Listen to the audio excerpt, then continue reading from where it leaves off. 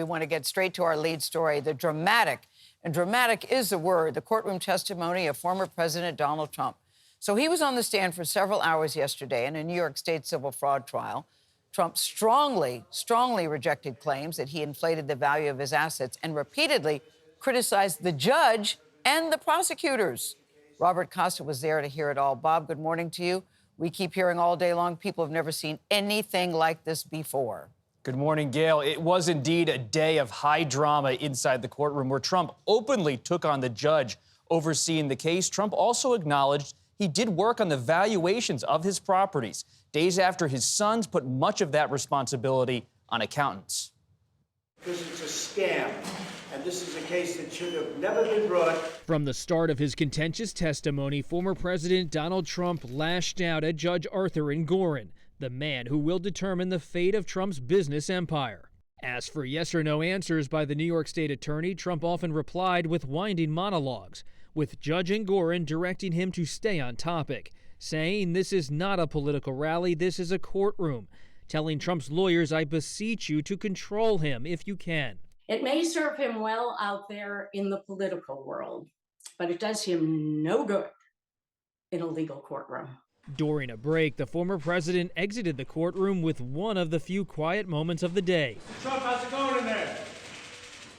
Judge Engoron has already found Trump and other defendants, including his two oldest sons, liable for fraud in the case, as part of a $250 million state lawsuit, alleging they inflated the value of key properties and Trump's net worth to get better financial terms. On the witness stand, Trump notably acknowledged that he had a hand in his property's valuations, saying, I would look at them, I would see them, and I would, maybe on occasion, have some suggestions. Donald Trump puts himself in the thick of it because Donald Trump firmly believes that his image and his brand is that he is the person in charge.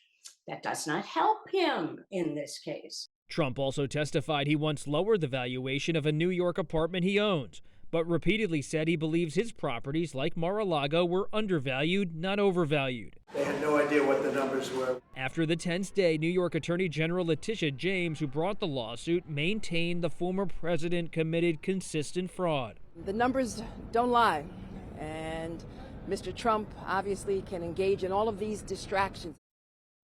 The proceedings will continue tomorrow when Ivanka Trump is expected to be called to the stand. As for how Trump's legal challenges are affecting the presidential campaign, well, a new CBS News poll shows that 34% of Republican primary voters say the legal challenges he faces make them think better of him, with the majority saying these issues do not matter.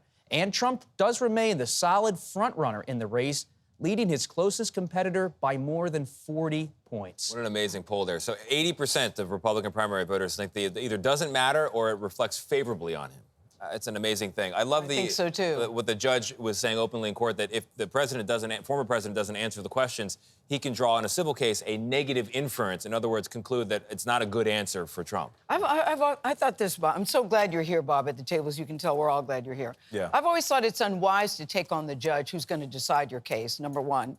Number two, as someone who's sitting there and you're seeing this with your own eyes, what was the strategy here? Did it appear heat of the moment, or did it appear that it was something that was well thought out? It's not only you, Gayle. Most lawyers would tell their clients that when they're on the witness stand, stay cool. But it's so evident, talking to associates of former President Trump, this is personal for him. He wants to be in that courtroom. He wants to clash with the judge. This isn't just a company. It's his family company. His father founded it. His children work in it. It's tied up with his entire political brand. And being combative, I'm told, by sources close to his legal team, it's about setting up an appeal down the line, a motion for a mistrial. But the judge didn't appear to take the bait. To see it from the inside, it was testy, intense. They barely looked at each other, the judge and former President Trump, just sitting steps away. I mean, what an American scene, a surreal scene. Yes. It's like attacking the chef before they make your food. And at stake is whether or not you can do business in New York. In New York, where right. your company name was built. It's all on the line. $250 million is no joke. Yeah, That ends up no being, no, it's joke, not. even for him. That's still a lot of money. Yeah. Thank you very much.